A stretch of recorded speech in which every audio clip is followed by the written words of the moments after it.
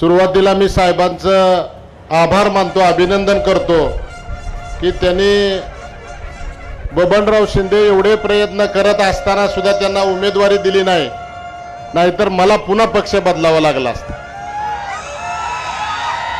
साहेब, माढा तालुक्यातील जनता परिवर्तनासाठी खूप आतुर आहे। वाईट ह्या गोष्टीचं वाटतं की आपल्याकडे चक्रा मारल्यानंतर फॉर्म भरायच्या दिवशी त्यांनी जी सभा घेतली त्या सभेमध्ये साहेब आपल्याला चॅलेंज केलं की आम्हाला साहेबाला दाखवून द्यायचंय की माढा तालुका काय आहे। आणि बबनराव शिंदे हे अपक्ष उमेदवार नाहीत, रणजित शिंदे हे अपक्ष उमेदवार नाहीत, ते अल्पसंख्याक मतांना वेड्यात काढण्यासाठी त्यांनी अपक्षाचं ढोंग घेतलंय। राष्ट्रवादी काँग्रेस पार्टी अजित पवार गटाचा पाठिंबा सुद्धा बबनदादाला आहे, भारतीय जनता पार्टीचा पाठिंबा बबनदादाला आहे, शिंदे शिवसेनेचा पाठिंबा बबनदादाला आहे, रयत क्रांती संघटनेचा पाठिंबा बबनदादाला आहे, रासपचा पाठिंबा बबनदादांना आहे। म्हणजे महायुतीमध्ये असलेल्या सगळ्या घटक पक्षांचा पाठिंबा हा बबनदादाला आहे। फक्त या ठिकाणी वेड्यात काढायचं काम चालू आहे।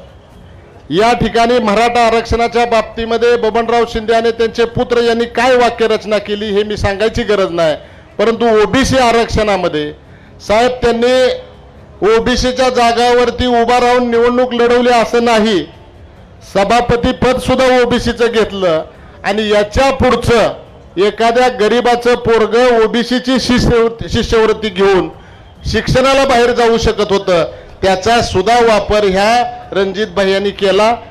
आमच्या तालुक्यातल्या जनतेची एक भावना झाली की आपण बबनदादाच्या विरोधात मत द्या नाहीतर बबनदादांना मत द्या, हे नेहमी पुन्हा सत्तेत असते।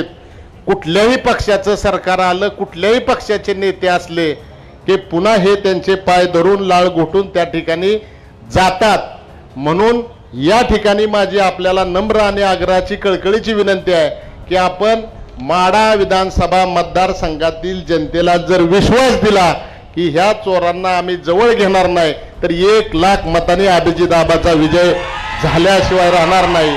आणि साहेब आम्ही फार कष्ट करतोय, 30 वर्ष झालं चोराला ढकलून ढकलून आणलं की ते कुठनं तर निसटतंय। आता मात्र या मी नांगरड चांगली केली, काश्या चांगल्या वेचल्या, त्या पाळी घालून रान भुसभुशीत करून ठेवलंय।